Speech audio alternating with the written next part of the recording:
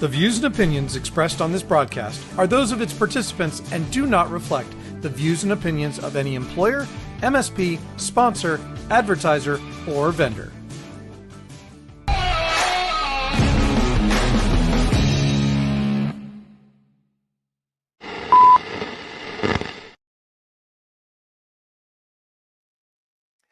Hey there, All Things MSP crew. Welcome back to another All Things MSP Live. We have a great guest tonight. You probably saw it in the announcement for this live stream. We do have Zach Kromkowski from Senteon with us tonight. Funny thing is, he's actually doing two of these tonight.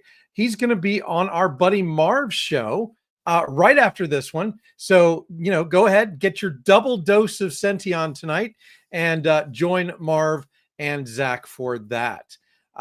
Wanted to cover a couple other things. I was privileged to be able to do a live stream with Rex Frank and the crew over at PAX 8 Academy Live just yesterday. And so what I wanted to do is I wanted to play a quick clip from that show yesterday. And let me just cue this up and get it ready.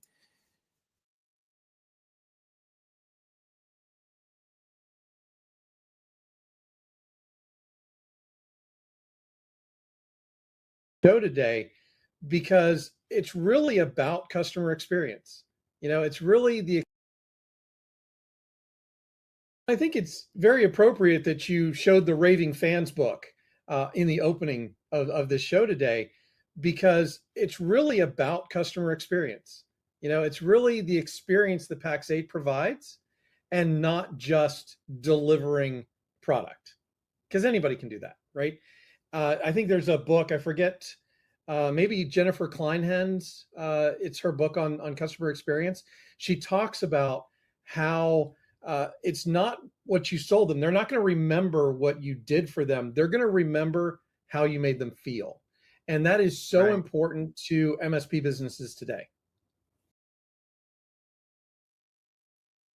All right. So guys, that was so much fun meeting with Rex and that crew over there. So go ahead. It's easy to find. Go over to the PAX 8 YouTube channel, find the live recording, you know what I mean.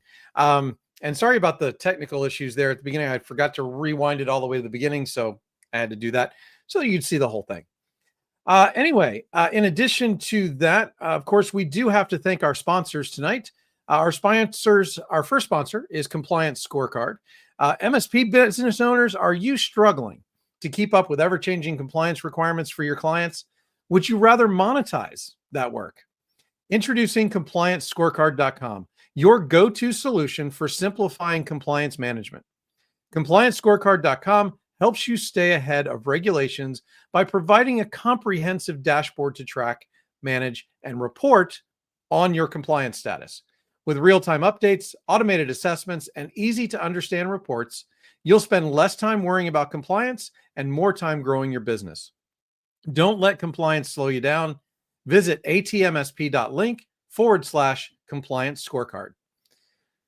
All right. And the other sponsor for tonight is Griffin IT.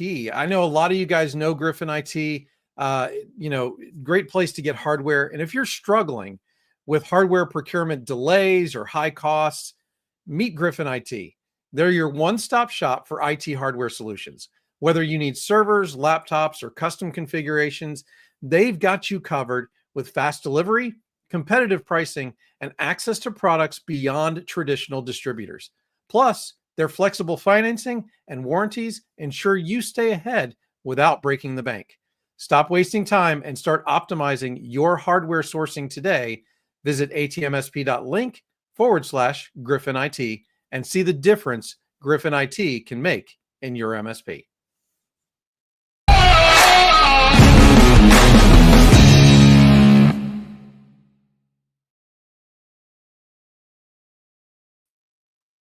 All right, so let me do some reconfiguration here just to make sure that everything's working. Step 1, step 2, step 3. And there we go. All right. So as I said tonight, I have Zach Kromkowski from Senteon. Probably one of the most fun things I ever did this year was doing the PitchIT competition interviews that I did earlier on in the season. And we called it The Pitch Is Right. We did it as a game show type of format, and it was a lot of fun. So I definitely encourage you to go check out those episodes. There were a lot of great contestants in Pitch It this year, and you can really find out what they're all about when it comes to what they were doing for Pitch It and the new products that they brought to market this year. All right. So without further ado, let me go ahead and bring up Zach. There we go. Hey, Zach, how you doing? Doing great, brother. Thanks for having me on. I heard you say you had to do some reconfiguring, and I was like, this is my moment. Yes, because that's what Senteon does. Senteon monitors configurations to make sure that they stay the way you set them.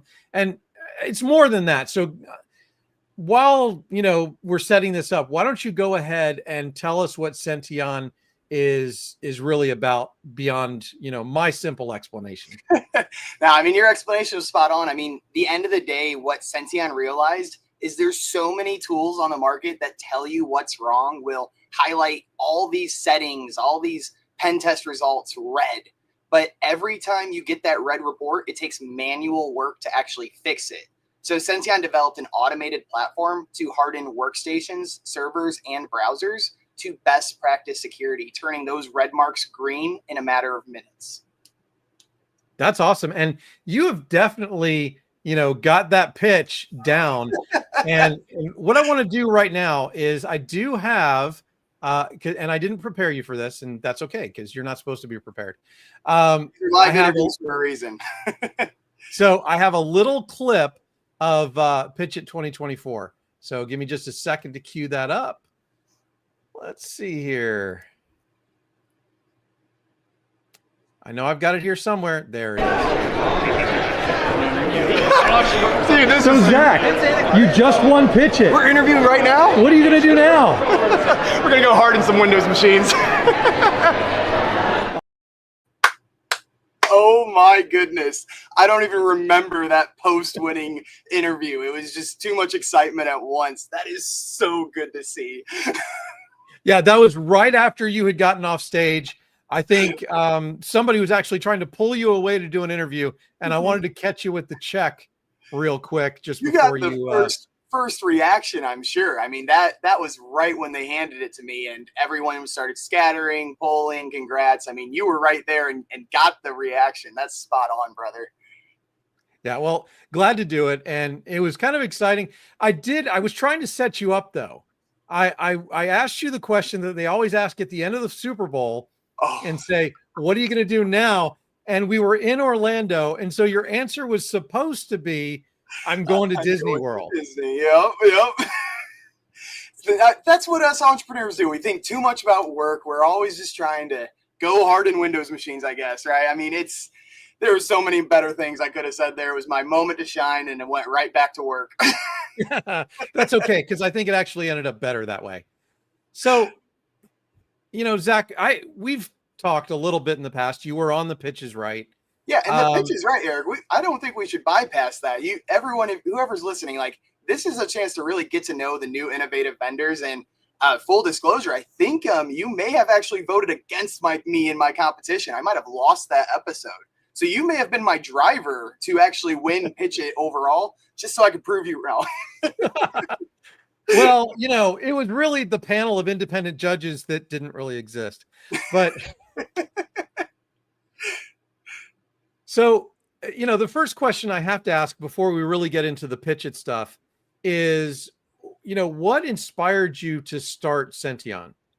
Yep. So there's a lot of things that combine together to ultimately end up Senteon at the pivot that we do, which is hardening.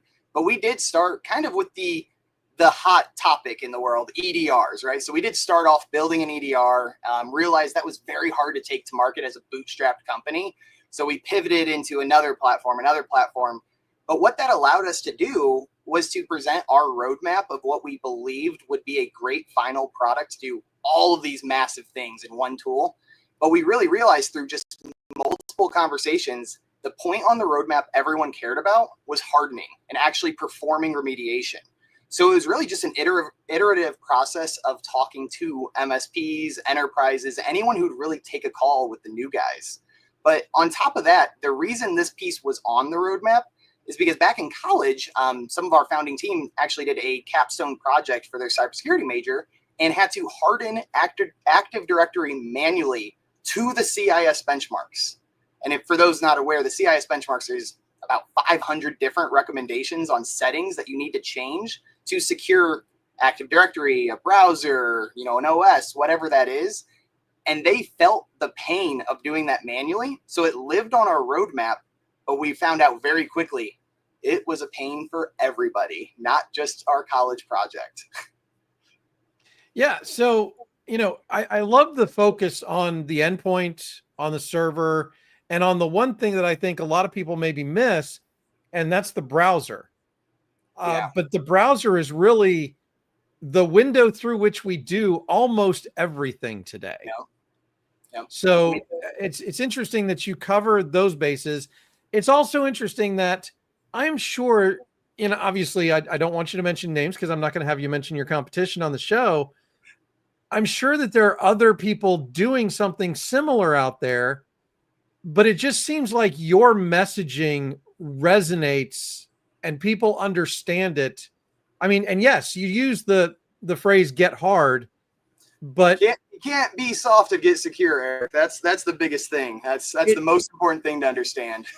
Yeah, people understand it though, and I think that's part of the success. Is you've got a good product, obviously, but then also you're making the messaging resonate with those people out there who really need to understand what it does. Yeah, I think when people talk about configuration management and changing settings, it does have a scary connotation because if I change this, what's going to break? I'm not just installing an EDR. I'm not just installing, a different security software. I'm making real changes to an environment, a business environment that's in use. So configurations, absolutely, it just kind of has this scary connotation associated with the word. So we had to think of some type of tagline or some type of, a little edgy, a little bit of humor to really get Senteon's name better known. And this has been a really good just kind of marketing experiment that was really pushed on us more than it was made internally of all of our peers and friends, because the personality of the MSP space is very much into jokes, innuendos, just whatever it is. We have go hack yourself and all of these different options, but it really was the audience of our partners who pushed us to create this type of slogan, which was really kind of neat to see their involvement and engagement. And it is funny, you do talk about, don't mention competition. If there is anyone in the comments who knows anyone who actually does remediation of settings, give them a shout out. I'd be curious to hear it, because we really are on a bit of an isolated island in the MSP world where there's so many tools that will tell you what's wrong, but there's no one who will actually fix it, let alone fix thousands of different settings. Maybe they'll have 5 or 10 settings, but we're doing, across all the OSs, multiple thousands of settings. And there's really no one who comes close to us, which does give us that, advantage at the early stage. But at the same time, we still need to create a new category, which has been part of that challenge. Yeah. Now, one of the things I remember is that, you do an assessment of the configurations, you tell people what to fix, and it does the fixing, right? Yep. You can tell it to do the fixing. And then it's monitoring it constantly. Yep. Now, one of the other parts that I thought was interesting with this is that one of the uncomfortable things about sometimes setting these settings to make them compliant or make them best practices, let's call it, Yep. is it can kind of mess up things in a Windows environment. Applications that were not quite written properly, QuickBooks. Yep. And so making these changes can kind of sometimes cause those hiccups. What do you guys do to kind of make up for that? Yeah. So there's really two ways Senteon decided to handle this. And you're honing in on the number one reason that we've come across that people don't want to harden their assets. It is the risk of causing an application to break, a machine to no longer act the way it was. And that's the number one reason we really built Senteon. That was the driving differentiator we had to find a way to overcome. And the way we've done that is two options. One, we do have a learning mode, and this learning mode is designed to basically do like a historical event log analysis that will determine, is SMB1 being used? Is it using this type of traffic? And then depending on how we find the state of that configuration, we'll say, hey, recommendation is to change it to this, but there's this indicator that disruption will happen. So I guess instead of an indicator of compromise, we have an indicator of disruption, right? So we're educating the partners on what's going on in their environment. The story just from actually this week, we just resolved it. There's a partner who wanted to do a larger spread testing of Senteon for their evaluation purposes, but I don't know, in this case, I think it was like every 8th machine, the installer never finished. It was hung in a pre-learning mode state. And, this hasn't happened in years for us. We've been in market for quite a while. And it took a little bit of thinking, but we found out that the GP file was actually corrupted on those devices. And even if it was in this case, it was connected to an Intune. It was a domain system. And because that GP file was corrupted, it was never actually getting the policies from Intune. Even though Intune said it was receiving the orders and everything was fine, dolly, it was never actually receiving any order. It never actually did anything. So without Senteon, who changes the policies directly at the reg key, sec pool, and audit pool level, without us, that individual would have never, maybe not never, but for a very long time, realized that the issue with their machine was a corrupted GP file. Yeah, which can cause all kinds of weird stuff to happen. Yeah. So that's part of learning mode, is we're determining, is everything healthy? Are we able to make changes? And then it will perform that historical event log analysis, understand what's currently configured, what's potentially being managed by a different application, a domain, Intune, and then we allow a decision-making process until at the end of the day, we have the click, everything changes. And the other half to this answer, if there is something that behaves in an unexpected way, there is an undo button. Probably the most entertaining part of my presentations is the undo button, because I always expect the grand finale is me changing the settings, turning red marks green. That's the cool thing. But people actually respond better knowing there's an undo button because of the context we talked about at the beginning. They love the undo button. Well, we told people for years that they needed to not make everybody admins on their own machines. And the biggest pushback was because different applications needed admin access to certain things to be able to run properly. And nobody wanted to go in and configure those things because they would have to find them first. Now, some of them, like QuickBooks, were well documented. And so those were not as hard. And I'm sorry, I don't mean to give QuickBooks a hard time. Speaking of company names, it could be anyone, but, we'll just use filler of QuickBooks, it could be anybody. But a lot of applications will input user rights assignments so that they can have various levels of access. So there's a video editing software that we came across one time during a learning mode that had the ability to lock pages in memory, a user rights assignment that a video editing software has no business having access to. But the reality is they had access to it. And if that software was compromised, or if that software just wanted to, it could absorb all the resources and effectively DOS your machine. And it's something that was existing and available on your system that you didn't even know about. So that was part of one example of Senteon's learning mode, picking up and displaying things that the engineer, that the owner of the MSP never even knew existed. Yeah. And that's, one of the things about this is you're providing that as just kind of an added bonus. Yeah. To be able to find those kinds of things. And I think that's great because there's so many things, especially on a Windows machine, that can be buried very, very deeply in terms of those things. And so very, very hard to find. And it's great that now there's this tool that you can use to find those. I don't want to call them incompatibilities, but that's kind of what they are. Just applications not quite built right.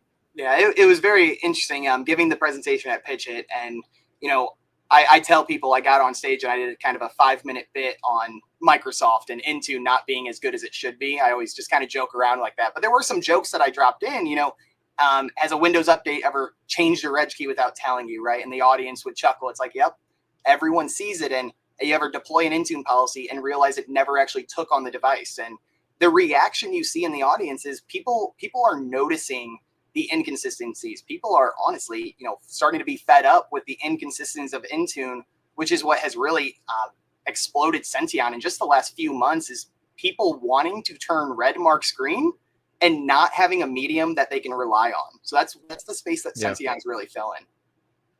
So let's transition, because I really didn't have you here to talk about Senteon. That was going to be a bonus. So, sorry about that. No, that's fine. We still have plenty of time. And Marv, if you're still here, because I know you were here in the comments, we are going to let Zach go a little bit early than we normally would, so that he can join your show on time.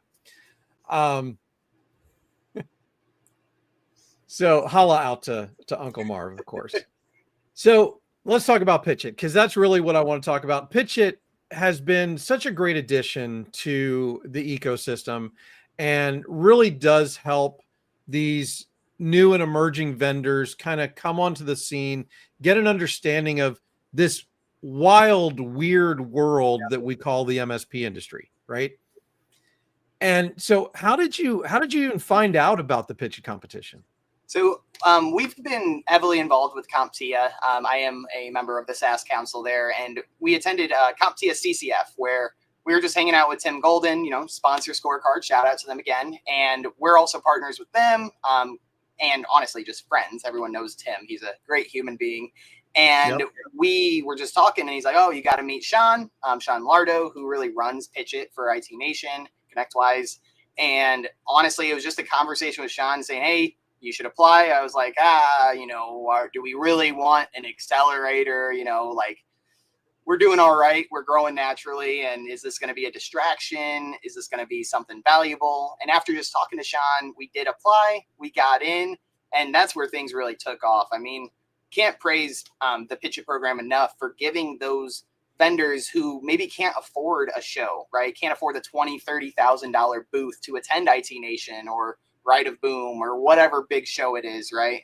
And it was a place where we could just get exposure, learn how to conduct interviews. You mentioned my one-liner at the beginning. It sounded pretty polished. I appreciate that, because the first time we did this, maybe it wasn't, right? It's been an opportunity to make mistakes in a safe environment, get that type of feedback, and honestly grow not only as a company, but as individuals. So praise to PitchIT with what they've done there, and very excited to come back and be a coach next year. If you heard, Sean did allow me to come back and invited me to, so we'll see how that goes.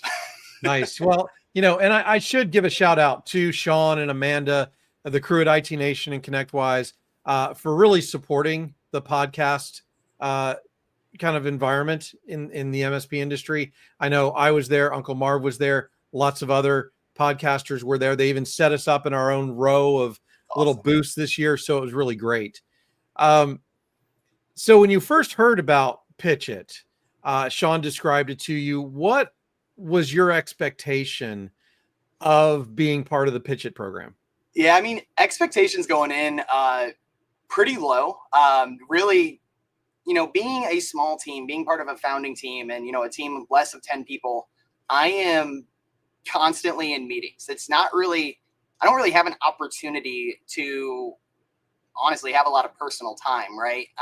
If my wife didn't force me to go on walks, I probably wouldn't go outside that much, right? So it was a lot of fear that I was going to be using time doing busy work than actually making sales and growing the company. So I went into it with a pretty negative mindset, tried to be neutral, give everything a chance, but I was nervous. And all of that to say, all the praise again, after getting into it, meeting the cohort, understanding the relationship vendor to vendor, learning how we can work together to help each other propel our platforms. We're having integrations with Cavello, talking with Threat Captain. We already have that with Scorecard, but we very much have developed more relationships than we ever really anticipated going into that, passing business back and forth. And ultimately, and again, I'll say it, the personal growth and just focus on professionalism and understanding how to conduct ourselves in this type of environment.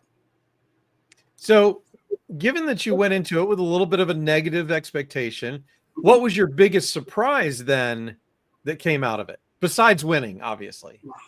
It was, no, that was the least surprise. No, I don't have that big of an ego. My biggest surprise was just how many people wanted to come speak. Podcasts like your own, you wanted to invest time into a unique format to make something special for us contestants, right? You invested hours of your own personal time, business days, in creating the pitches right. And that was absolutely awesome. Absolute blast on the show. Again, go watch that. That was a lot of fun.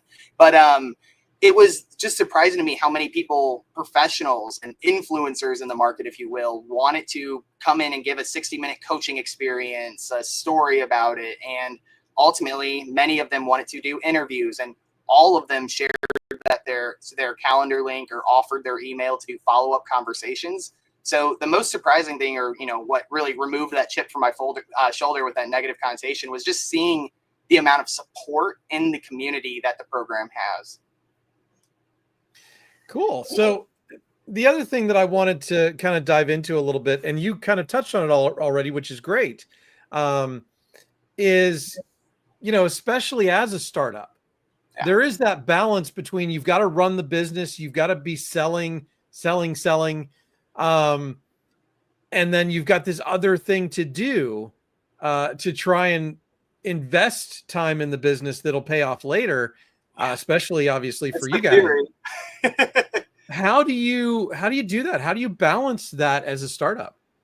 It is not easy. I think every entrepreneur will say that's probably one of the more challenging things, especially when I was first learning how to balance my time. There was zero gym in my life, completely just stationary on the computer. I can't say that much has changed, but balancing is a still today challenge.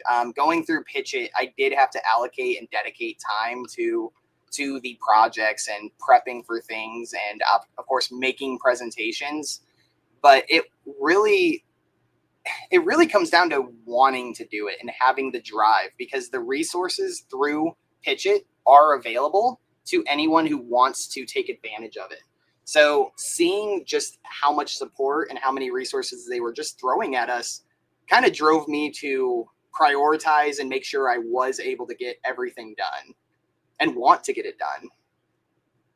Well, and that, it's so hard running any kind of business, right? To balance those kinds of things.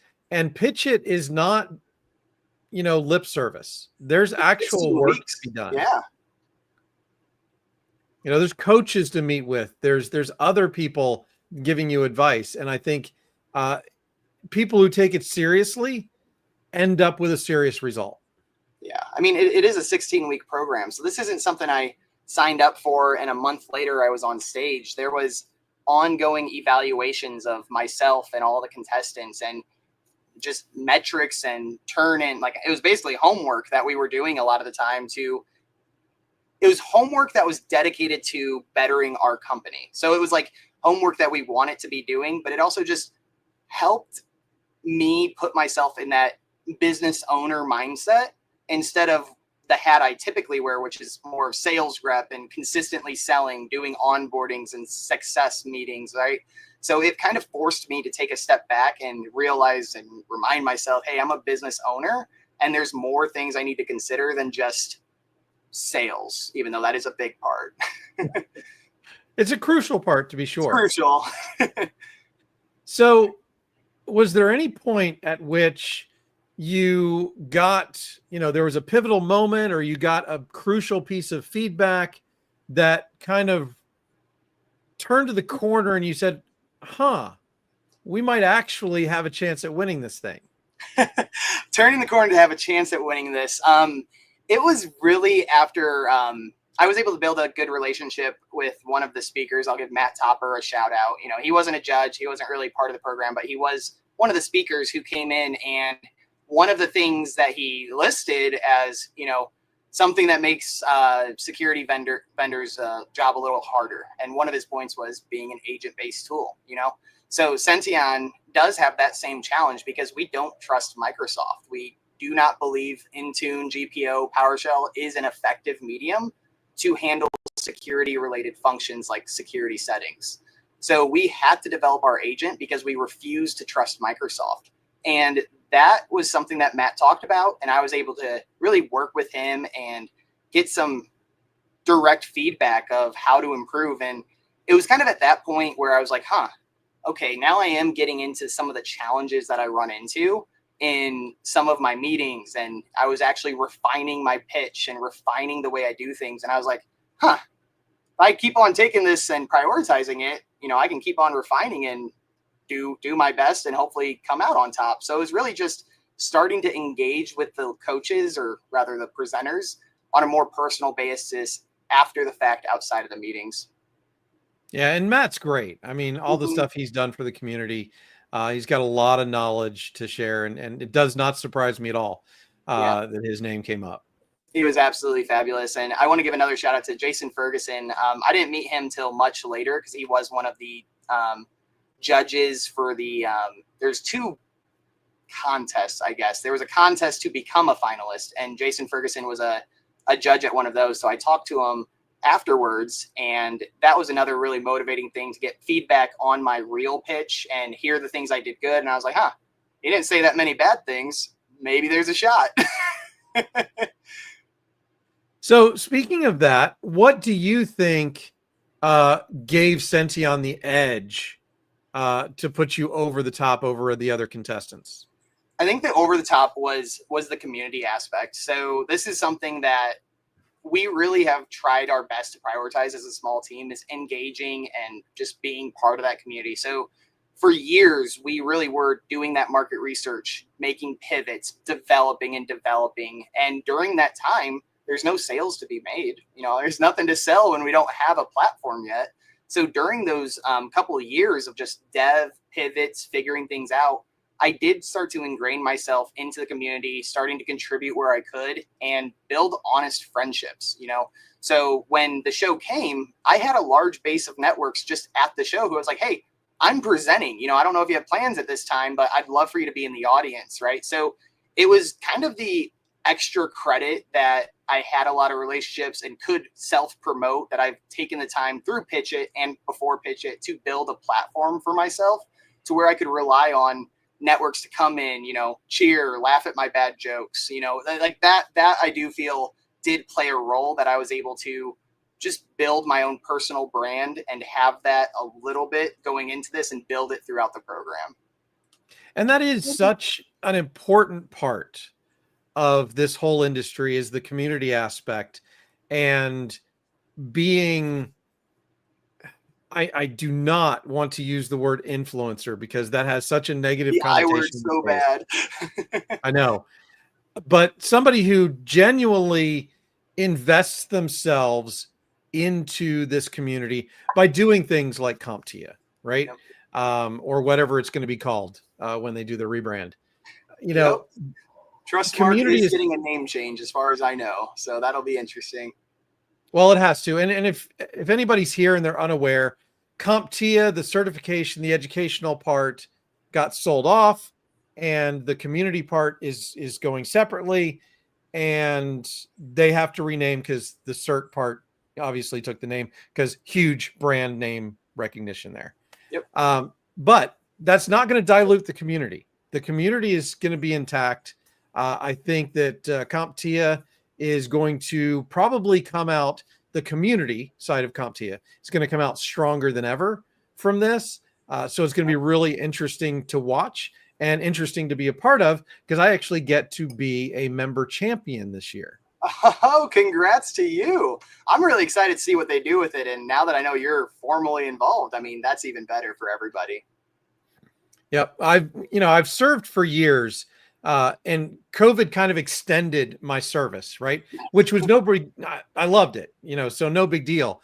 But I felt like I served a little bit longer than, so now I get to kind of go off, do something different, and be a member champion. And I really look forward to it. So Okay. So you've done PitchIT. You've balanced your, well, not your work-life balance, but your Done my PitchIt, best. your work versus PitchIT balance. What advice would you give to a future PitchIT contestant in terms of how to get the most out of it? Yeah, I would say make sure you go into it knowing what you want. I would say PitchIT wasn't really a place to help you understand if your pivot, if your initiative is like the golden ticket idea. It was a little bit more mature of a program than that. So it wasn't really the preliminary idea accelerator cohort type of thing. Everyone came in with an Right. idea, came in with, I think everyone even came in with revenue. I think everyone had a thing. I could be incorrect on that. But it was, so my first piece of advice is very much go into it knowing what you're either going to do or already have something that you're doing that is already validated and proven, even if it is pre-product, but still validated and proven enough. But two, take the interviews, take the momentum, take the publicity very seriously. My LinkedIn impressions, I kept getting, 200% plus more impressions than usual. And I'm like, oh, how did that happen? Right. Because there is a big brand behind them. And IT Nation wants PitchIT to succeed, right? I mean, they're the only ones that I know of within the MSP, the big companies that are doing something similar, or only one doing this. I don't know of anyone doing a PitchIT type of program. Shout out to the other big players. I encourage you to do it. It is very cool, and we need more innovation. But right now, ConnectWise and IT Nation are the only one doing it, and very much has the brand behind it to help us get that exposure as early stage companies. So, the two pieces of advice is go into it knowing and having a validated idea or an already made platform, and build the momentum, build that personal brand, post to social media, share the things that you need to share, and just engage. That's really the biggest thing. Engage outside of just the hour sessions every week. Awesome. So, Zach, now that you guys have won, I'm not going to ask you, what you're doing next, because obviously you know the answer to that. Go into hardened Windows machines. Disney World. It's Disney World. But no, seriously, what is Senteon not going to do with the money? Because I know but what is next in terms of strategy for Senteon and MSPs?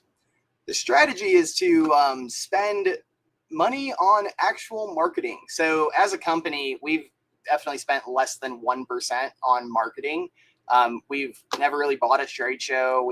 ChannelCon was free. I volunteered at MSP Geek. IT Nation was a free booth, so we haven't really been a lot of places in person. And if we have been, we haven't had a booth. So the big thing, I guess, strategy wise, not necessarily with this money, but just overall as a company, is getting out more in person and really building the in-person community style. So we have already sponsored a couple shows for next year, Right of Boom, MSP GeekCon, and we are working with Sean to do some more IT Nation sponsorships.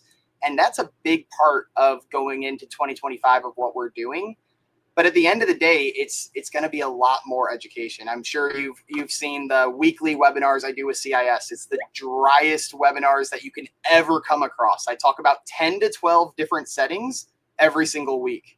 Yeah, you want to learn the in and outs of browser hardening, OS hardening?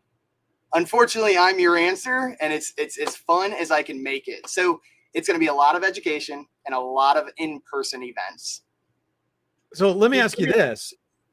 You're recording that. Are you recording it on video? Recording the in-person events or the webinars? The webinars. I mean, they're all restream and on our YouTube page. They're live events just like this, but the recordings are available. Have you considered taking each one of those? You say you do 10 to 12 in an episode. Yep. Have you considered taking those, making each one its own clip and posting those individually to get you more content? On that topic, we are accepting interns who love to go through 72 hours of videos so far and would love to clip 60-second reels on a per setting basis. I have had the idea. I have attempted to complete the idea.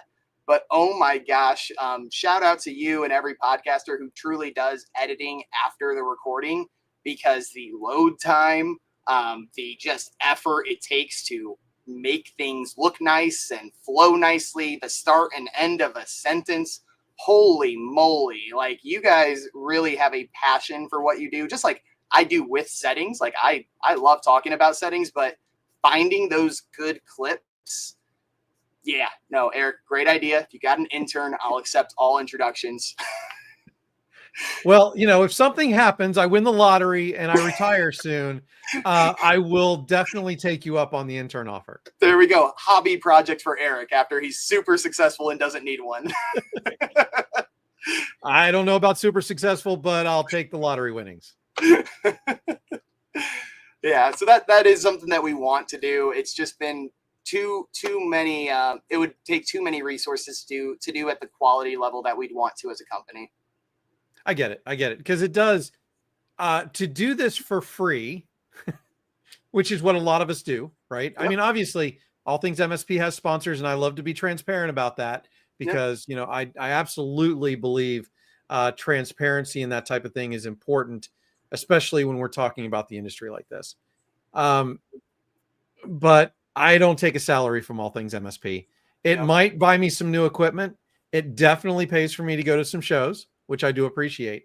Yep. But other than that, it's all poured back into the community so that we can improve things, going forward.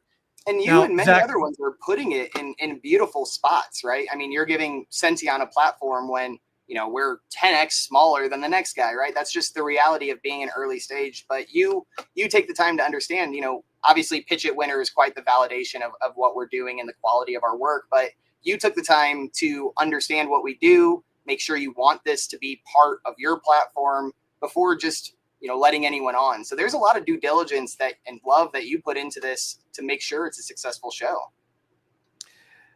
Yes, because it's again, you use the word passion, and that's absolutely what this is. It's a passion project. I love talking about this. I love interacting with people in the community like yourself and really enjoy having these conversations. Otherwise, I wouldn't dedicate my Wednesday nights to them. That's right. But at least we get to have a drink together. This is the first interview we've done together where we got to have a proper drink. That's true. Because, that's why we do this after dark. Mm-hmm. So it's been an absolute blast. And, I know you didn't ask the question, what am I spending the money on? But I do have a 7-foot teddy bear, Buck Harden, who is a huge supporter of the funds. And I'll be doing a image series of Buck, the Bruin Harden, doing some work on the RV. So we'll see how that plays out. I'm interested in watching that series. I did see your social media post where I think it was Buck and the a whole pile of Amazon boxes. Yep. That was just the first pile. The rest of the pile has picked up in the last few days, and there's not enough room in the RV for all the boxes, so it's sitting outside in the gazebo. But there will be a lot of follow-up posts, and hopefully I can make the images look nice. For many of, I don't think people really realize this, but if you do go back to the photo I posted, you'll notice Buck's arm is in the air waving. There might be a Zach hiding behind a 7-foot teddy bear holding the arm up. So there's going to be a lot of good action shots. Hopefully they get some laughs and ultimately, just be a little entertaining. We all need a little bit of light on our LinkedIn feed. Yep, absolutely. Well, Zach, thank you very much for coming on and doing this tonight. I realize you have 2 of these back to back. Congratulations on winning PitchIT 2024. And we look forward to doing more things together in the future. Absolutely. And again, Eric, just shout out to you. I mean, you had the recording of the PitchIT, and my mom was begging to see the recording and wanting to see it. So thank you to you for actually recording the event, letting me see it a little bit early, because Mom got to have a great Thanksgiving getting to watch me make endpoint hardening jokes about Microsoft. Well, I'm glad she enjoyed it. Awesome. All right, everybody. That's going to do it for tonight. Because again, I did promise Uncle Marv that I would get Zach off this stream so he could go get ready for Marv's stream. Thank you very much. Have a great evening. Thanks, brother.